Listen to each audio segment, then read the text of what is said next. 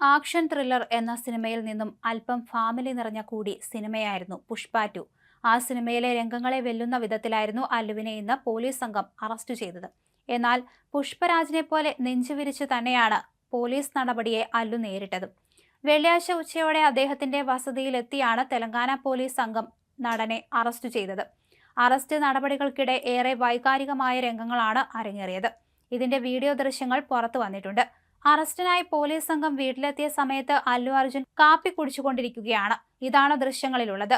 ഭാര്യ അല്ലു സ്നേഹ റെഡ്ഡി, അതുപോലെ സഹോദരൻ അല്ലു സിരീഷ്, അച്ഛൻ അല്ലു അരവിന്ദ് എന്നിവരും സംഭവ സമയം നടന്റെ കൂടെ വീട്ടിലുണ്ടായിരുന്നു.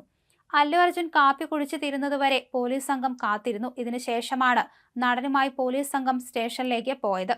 പോലീസ് സംഘത്തിനൊപ്പം പോകുന്നതിന് മുൻപ് ഭാര്യ സ്നേഹ റെഡ്ഡിക്ക് അല്ലു അർജുൻ ചുംബനം നൽകുന്നതും പുറത്തു വന്ന ദൃശ്യങ്ങളിലുണ്ട്. ഈ ദൃശ്യങ്ങൾ സോഷ്യൽ മീഡിയയിൽ വൈറലാണ്. കുടുംബാംഗങ്ങളെ ആശ്വസിപ്പിച്ചാണ് അല്ലു മടങ്ങിയത്.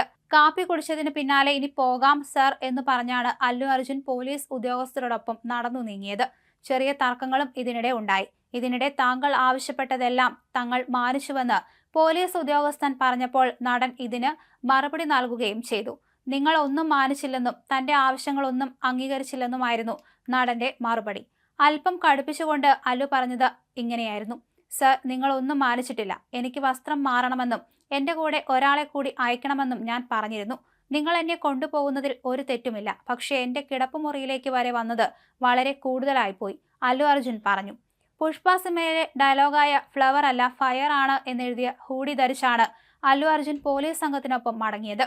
ഇതിനിടെ അച്ഛൻ അരവിന്ദ് പോലീസ് വാഹനത്തിൽ നടനൊപ്പം കയറാൻ ശ്രമിച്ചെങ്കിലും നടൻ തന്നെ ഇത് തടഞ്ഞു.